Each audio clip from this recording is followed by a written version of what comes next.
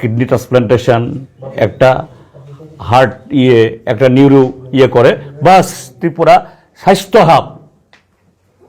কিন্তু second transplantation আর হয় না, সেকেন্ড হার্ট অপারেশন হয় না। এইভাবে শিক্ষা, এবং গত 7 বছরে নতুন একটা হাসপাতাল নাই। বামপন্থী ফ্রন্ট সরকারের শেষ না হওয়া বিল্ডিং শেষ করে রংটং দিয়ে উদ্বোধন করে বলছে আমরা করছি।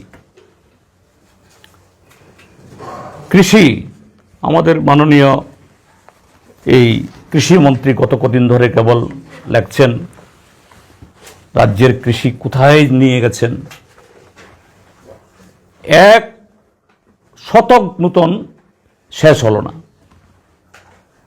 হ্যাঁ, কিছু লোক সোলার পাম্পে সাবসিডি পাওয়া যায়, এগুলোতে কিছু হয়েছে, কিন্তু এগুলো দিয়ে কোথাও জমি চাষ করছে বাস্তব এরকম চিত্র নাই, কিন্তু সব দিয়ে দিচ্ছেন।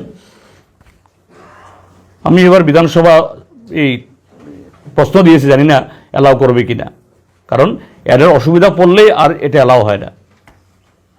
2022 ইংরাজিতে না 23 ইংরাজিতে solar based mini cold storage 12টা জায়গাতে বসিয়েছে, একটা 60-70 লাখ টাকা খরচ করে, কয়েক কোটি টাকা খরচ করেছে। একটা দিনের জন্য 1 কেজি আলু পেঁয়াজও কেউ রাখতে পারেনি, কিন্তু বলে দিচ্ছেন প্রত্যেক বাজারে করে দিয়েছে।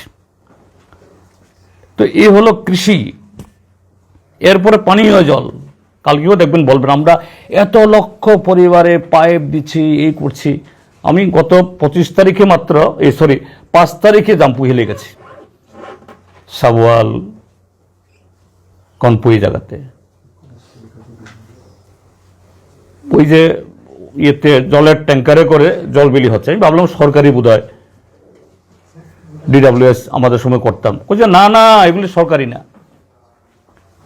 যে জাম্পুই হিলে এখন একটা 1000 লিটার সিনটেক্স ট্যাঙ্কে জল বিক্রি হচ্ছে 1000 টাকা করে। বলছে যদি আগামী 1 সপ্তাহ বৃষ্টি না হয় এই জলের দাম 2000 টাকা হবে। আমি একটা বাড়িতে নামলাম, একটা পাড়াতে গিয়ে জিজ্ঞেস করলাম আপনাদের ঘরেতে জল জীবন মিশন আসেনি, অটল জলধারার হয়নি? হ্যাঁ, দেখেন না স্যার, 2 বার করে পাইপলাইন দেওয়া হয়েছে, সুন্দর পাইপলাইন, হাইড্রেন দেওয়া হয়েছে, কিন্তু 1 ফোঁটা জলও পড়ে না। কিন্তু লক্ষ লক্ষ টাকা, হ্যাঁ, এই 2টা প্রকল্পে গত 7 বছরে কয়েকশো কোটি টাকা ত্রিপুরাজ্যে খরচ হয়েছে। হ্যাঁ, কিছু লোকের বাড়িতে জল যায়নি, কথা বলছি না, তাহলে ভুল বলা হবে। কিন্তু যে পরিমাণ মানুষের সে পরিষেবা পাওয়ার কথা তার ধারে কাছেও নেই। এবার যদি বৃষ্টি না হয় এই জলের যে সংকট যার কোথায় গিয়ে পৌঁছবে।